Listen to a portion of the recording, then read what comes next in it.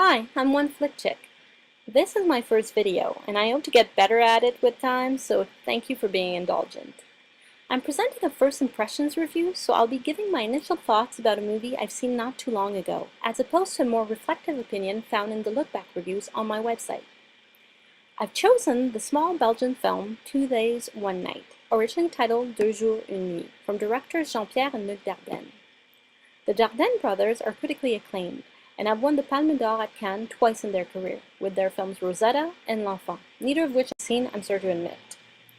The reason, though, that North American audiences might be interested in seeing their latest subtitle offering is its star, French actress Marion Cotillard, who is fairly well known on this side of the Atlantic. She won an Oscar in 2008 for her interpretation of Edith Piaf in La Vie en Rose. Then, she appeared in several big Hollywood movies such as Public Enemies as Billy Frechette opposite Johnny Depp. And then she went on to play Mal Cobb in Inception with Leonardo DiCaprio. You may also know her for her more controversial performance in The Dark Knight Rises. If that was your first and only time seeing her, it really wasn't her best work, and you can see that in this film I'm going to talk about. In 2 Days, One Night, she plays Sandra, a factory worker coming off a sick leave to find out that her colleagues have been given the choice of letting her lose her job in order to touch a €1,000 bonus.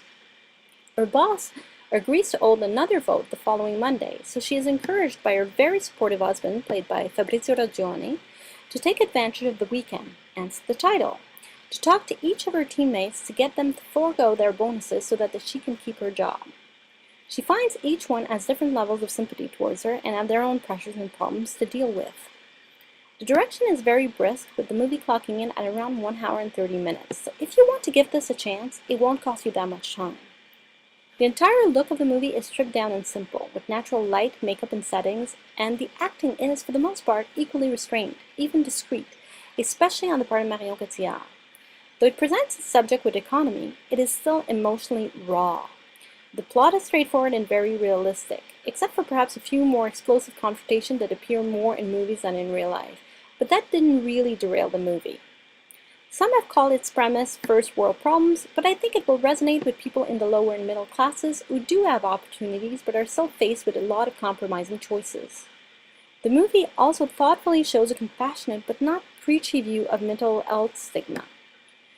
The low-key setting, with the actors sometimes speaking so low the subtitles were actually helpful, though they weren't perfect, but I won't get into that, allowed them to convey a lot of emotion with their body language.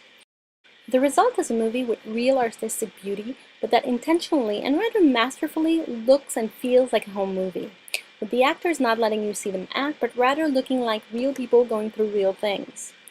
There is no music to enhance what we are seeing, except for a few songs chosen to support the narrative, peppered here and there. Despite a few of my misgivings with regards to sound, some less convincing but short scenes, and a few subtitle weirdness, I was deeply moved, and I would highly recommend you see this in theater to encourage this type of filmmaking.